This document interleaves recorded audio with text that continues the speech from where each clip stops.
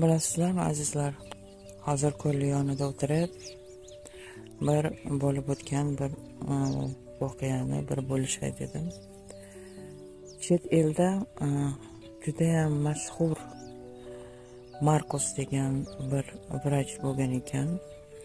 U onkologiya bo'yicha judayam mashhur.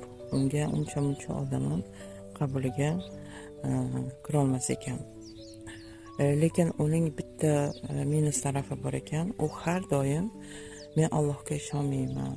Alloh men uchun yo'q. Bu hammasi safsata deb yurar ekan. Kunlardan bir kun qo'shni davlatga katta anjumanga, shu mediklar yig'iniga ketishga to'g'ri kelib qoladi. U inson samolyotga bilet olgan. Bilet olgandan keyin samolyotga o'tirib uchib ketayotgan payti kuchli bo'ron, yomg'ir bo'lganligi sababli samolyot o'zini manziliga emas, qo'shni aeroportga qo'nishga to'g'ri keladi. Lekin bu judayam bu Markus vrach shoshayotgani uchun nima deydi, o'ziga moshin yollaydi, taksi. U taksi ham ob-havo yomonligi uchun boshqa yo'llardan adashib, yo'lda buzilib qoladi. Shunda bu qo'ng'iroq qilish istagida telefonlar ham ishlamaydi. Shu to'xtagan manziliga yaqin bir kulbani oldiga borib, eshikni taqillatadi. Eshikni taqillatgan payti bir ayol kishi eshikni ochadi. O'sha ayol eshikni ochganda, bu Markus, ming bor uzr. Menga telefoningizni berib tursangiz, men anjumanga kechikyapman, bir og'iz aytib qo'ysam ushlanib qolishimda deganda, ayol aytadiki, meni xonadonimda aloqa bilan foydalanmaydi. Meni telefonim yo'q. Xohlasangiz sizga issiq uy, issiq ovqat bilan sizni mehmon qilaman deb uyiga taklif qiladi. Bu odam yo'ldan isinib olib, ovqatlanib bo'lgandan keyin haligi ayol keling endi bir ibodat qilaylik deganda, men ibodat qilmayman. Men Allohga ishonmayman, borligiga ishonmayman deydi.